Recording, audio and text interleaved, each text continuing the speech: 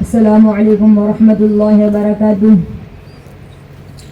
الحمد لله وكفى وسلام على عباد الذين اصطفى. أما بعد، قال الله تبارك وتعالى في القرآن المجيد: أعوذ بالله من الشيطان الرجيم. بسم الله الرحمن الرحيم. اقرأ باسم ربك الذي خلق الإنسان من علق. صدق الله العظيم. حضرة رئيس الاحتفال المؤقر وسادة المحترمين وزملائي في الدروس، إني أريد أن ألقي أمامكم في هذه الحفلة كلمة حول موضوع العلم، فأرجو منكم الاستماع بكل شوق ورغبة. يا زملائي، إن العلم له شرف عظيم، إنه نور وبصيرة، إنه أساس الدين وعماده، إنه ركن متين يقوم عليه الصرح الإسلامي، إنه غذاء للعقل والنفس، إنه ينبر القلوب ويهدي إلى الرشاد ويرشد إلى سواء السبيل، إنه يخرج الناس من الظلمات إلى النور. يا إخواني، إن العلم هو الذي يمنع الإنسان عن الغواية والضلالة، يمنعه عن الشرك والكفر، يمنعه عن الشر والفساد، يمنعه عن الظلم والطغيان، يمنعه عن الرذائل والخسائس، يمنعه عن الجحود والنكران، يمنعه عن الحيوانية. يا أحبائي، إنه يدعو إلى الشرافة والكرامة، يدعو إلى الحب واللطف، يدعو إلى تهذيب العقول وتثقيف النفوس، إنه يدعو إلى الخير والرشد، يدعو إلى مكارم الأخلاق، يدعو إلى لين الطبع ودماسته، إنه يدعو إلى فعال المجد والكرم، إنه بحر زخار لا يشبع صاحبه ولا يروي ظمأه. من همان لا يشبعان، من هم المال ومن هم العلم. لا يحصل عليه إلا من احتمل المشاق وتحمل المصائب.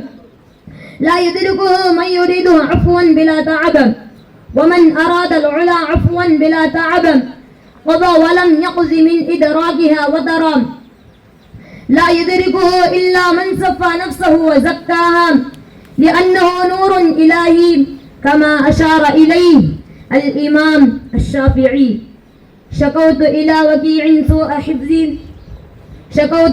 وكيع سوء حفظي فأوصاني إلى ترك المعاصي، فإن العلم نور من إلهي، ونور الله لا يعطى لعاصي. إنه لا يطلب بالأمان الفارغة والأحلام الكاذبة. لو كان العلم يدرك بالمنام لما كان في البرية جاهل. يا أصدقائي، إنه حاجة لكل عصر ومصر، أهميته تتبع واضحا جليا، لكذلك أن الله تبارك وتعالى أنزل الوحي الأول من كتاب الذي يشتمل على ذكر العلم، فيقول: اقرأ باسم ربك الذي خلق الإنسان من علق. وقال: إنما يخشى الله من عباده العلماء. هل يستوي الذين يعلمون والذين لا يعلمون؟ والذين أوتوا العلم درجات وما يعقلها إلا العالمون. وسرد نبينا وحبيبنا فضائله فقال: إن العلماء ورثة الأنبياء، إنهم ورثوا العلم، فمن أخذه أخذ بحظ وافر، ومن سلك طريقا يطلب فيه علما سهل الله له طريقا إلى الجنة.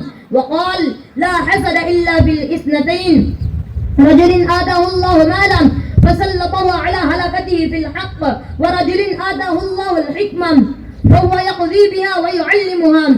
وفضل العالم على العابد كفضل القمر ليلة البدر على سائر الكواكب، وما إلى ذلك من الفضائل والدلائل التي تدل على أهميته وفضيلته.